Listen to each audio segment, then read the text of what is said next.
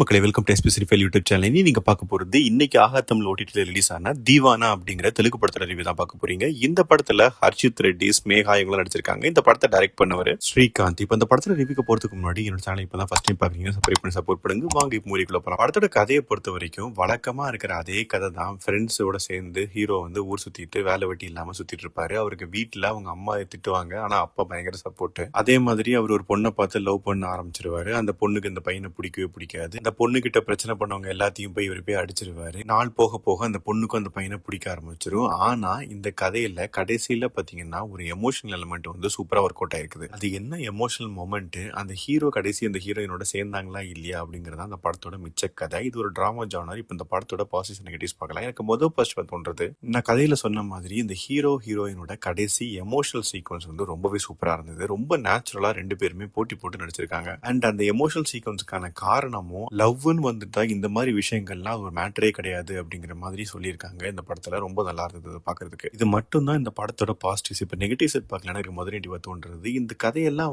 பல படங்கள்ல நம்ம பார்த்திருக்கோம். தமிழ்லயே ஏகப்பட்ட படங்கள் இருக்கு. இப்ப சவஞ்சியா இருக்கட்டும், டானா இருக்கட்டும், ஏகப்பட்ட படங்கள் இப்படியே தான் வந்திருக்குது. அதுல இருந்து இந்த படம் எந்த விதத்திலயுமே புதுமையா இல்லவே இல்லை. அதே மாதிரி ஊதாரித்தனமா இருப்பாரு. ஹீரோயின் கவர்மெண்ட் வேலை கிடைச்சாதான் நான் உன்னை லவ் பண்ணுவேன் அப்படின்னு சொன்ன உடனே டக்குன்னு போய் ஒரு எக்ஸாம் எழுதி கிளியர் பண்ணிடுவாரு. இந்த மாதிரி கதைகள்லாம் இன்னும் எத்தனை வருஷம் ஓட்ட போறாங்க அப்படின்னு தெரியல. ஏன்னா இதுதான் ஆதி காலத்துல இருந்து நம்மளும் பார்த்துட்டு இருக்கோம். இந்த காமெடி பெருசா ஒர்க் அவுட் ஆகல. அப்பா பையன் சென்டிமெண்ட் ரொம்ப ஆர்டிபிஷியலா இருந்தது. பாட்டும் பெரிய லெவல்ல ஒர்க் அவுட் ஆகல. மொத்தத்துல இந்த படத்தை பத்தி சொல்லணும் அப்படின்னா, அந்த கடைசி கிளைமேக்ஸோட எமோஷனல் மொமெண்ட் மட்டும்தான் இந்த படத்துல ஒரு பெரிய பாசிட்டிவ். மற்றபடி இந்த படத்துல பாக்குற மாதிரியோ இல்ல சொல்லிக்கிற மாதிரியோ எதுவுமே இல்ல. ஆகாத்தமிழ் ஓடிடில தமிழ் டப்பிங்லயும் அவைலபிளா இருக்குது. இன்கேஸ் நீங்க பாத்தீங்கன்னா உங்க ஒப்பீனியன் என்ன அப்படிங்கறத கமெண்ட் செக்ஷன்ல சொல்லுங்க. அடுத்த ரிவ்யூ சந்திக்கிறேன். Bye, take care.